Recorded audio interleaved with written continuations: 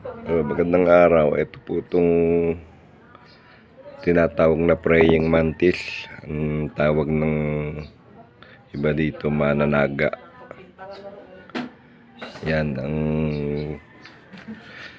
pinaka-anak to. Pag nanganak ay parang bulate.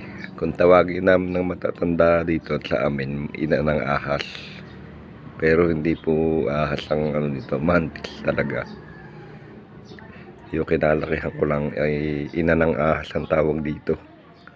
Pero ang tawag naman ng iba mananaga. Yan, itong praying mantis. So, hindi naman siya delikado. Hindi siya nangangagat. Yan, medyo pagkalang nakalmot nito, medyo masakit din pagka pero hindi naman talaga ito nangangalmot. Yun aking iniligtas at nahuli ba naman ng aming pusang sitake o ibabalik sa puno. O yan.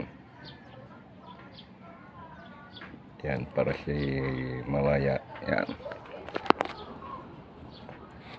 Yan. Masaya na siya dyan.